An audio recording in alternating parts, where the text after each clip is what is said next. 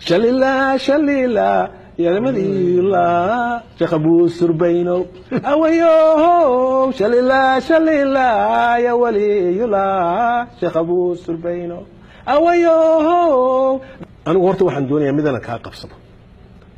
qarad weyn weeyi in la yiraahdo Somaliland deetana lagu daroolayo iyo gobolada kale la yiraahdo xeeb yahayn iyo Hiranland iyo Puntland iyo Jubaland anu waxaan qabaa labada inta isma qabanaysa labadaas maaha waxaan ka imid Somaliland maaha taariikhdan caynka ah ayaa hadii aan taariikh cusub imka la abuuray taariikhdan caynka Italian Somaliland iyo British Somaliland baa labadaas abuuray calanka la sitaa taas ka marxatiye calanka Puntland kama marxati aha Jubaland kama marxati aha maxaan ku raayay gobolada dhexe kama marxati aha Soomaaliya labadaas ka marxatiye kulka dooda halka labadaas in lagu hayo waa important baan ugu qabo taasi waa koow talabaad anigu waan isku dayay 20 sanadood in ka badan bin aadam kana 20 sanadood cimriga inta la weynaado waa in badan weey ayaan isku dayay inaan ku adkaysto Soomaali weyn ku adkaysto wala la garan waay waxa la naga dhigaysay waxaanu nahay dad ajnabi meel kale ka yimid wadawiidu maxaad qabataa markaa weey laba mid ku dad ina de halka aad ku go'doontay ku curyaantay oo aad sii joogto and nobody takes you seriously saadamada iyo inaad wax oo dhan ba iskaga tagto deetana Mareykankaaga intaad ku noqoto halka aad albaabada soo xidhato oo tidaado wixii halka iga yeelay ilaahay ay gacantiisa ku jirtaa sano way dhamaatay Soomaaliya ka tagaa iyo inaad raadiso meeshay rajo jirto rajo adu garaabaysa meeshay jirto Somaliland anigu maaha oo meeshan ka imid ma waxaan arkay rajo aan u garaabo ayaan arkay markii horena waan ku tuhunsanaa imikana waan soo dhandhamiyay waan soo ursaday waan soo arkay waan soo maqlay rajo aanu garan rajadu maaha iyaga oo jawaabihii oo dhan haya ma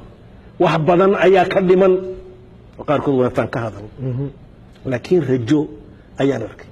rajo aad iyo aad ku tixgelisa ayaan arkay aniga dadka noo soo dhaweeyay ee la ceergaabay la seelana soo dhaweeyay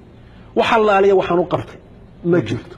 waxa weeyaan qof magaciisa ay waxoogaa garanayaan hadalkiisu dhandan macaan uu yeeshay laga yaabo inay rajo ka qabaan inaan waxay haystaan la sii hagaajin karo inta waan ka weynay muqdisho inta waan ka weynay sida garmis sida daraadeed ayaan anigu u tagay Somaliland rajo meel ay taalo inaan soo arko haday dhab tahay waana dhab markaa inaan dhinacayga galo wixii aan la hagaajin karo taasina ma aha dadka Soomaaliyeed kale in la dafiro ma aha waxa weeye halkan in la dhiso oo la hagaajiyo oo sidaa ku socoto markaa mustaqbalka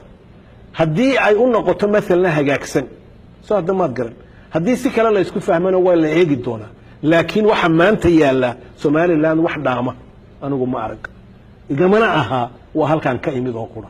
waxaan eegay wixii evidence iyo hor yaala waataan ku sheegayaan ku madaxda dadka ka noqotay Somaliland eeg taasi waa taas markaan waxaan leeyahay dadka mutacalimiinta ee ka yimid degmooyinka kala gedisan ee Soomaaliya wixii la oran jiray kala gedisan ha u tagina meel dawaan u abtirsaday ha u tagi laakiin u tag meel